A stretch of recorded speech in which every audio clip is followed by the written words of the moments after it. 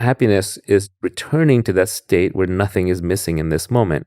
A common complaint where I'm from, where I'm surrounded by lots of smart overachievers, is that happiness is for stupid people or happiness is for lazy people. A lot of times entrepreneurs will say, I don't want to be happy because I want to be successful. If I'm too happy, perhaps I will lose my desire and I will no longer work hard and I will no longer be successful. And like everything else, there is some truth to this. Generally, the more intelligent you are, the more you can see behind the facade of everyday life being easy or safe. You can see all the risks and the downsides and the calamities that await us. You can see the cynicism and the manipulation behind so many things that are portrayed as being good for you or good for society. You naturally become cynical and you signal your intelligence through cynicism.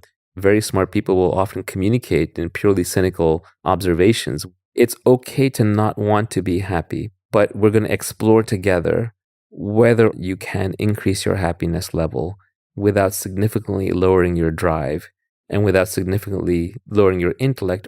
So let's take the first one, which is, I'm not happy because I'm smart. Partially true.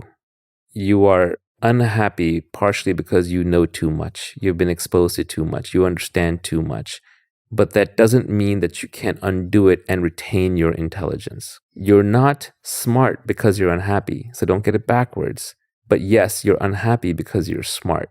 It means that it's going to take more work for you to be happy. But the good news is smart people are good at figuring out the truth.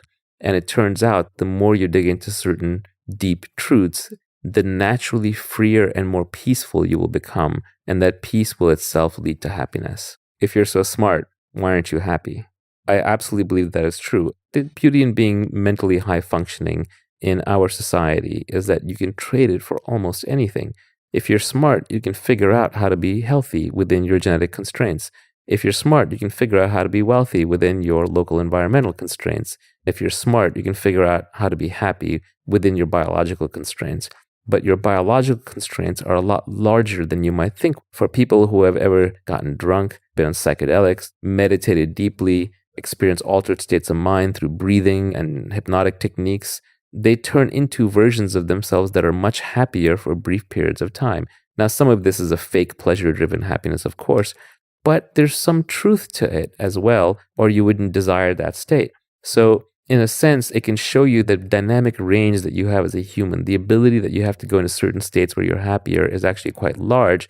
So how do you nudge yourself in that direction on a perpetual basis, as opposed to just visiting there by essentially stunning your mind into submission and silence? Turn it off.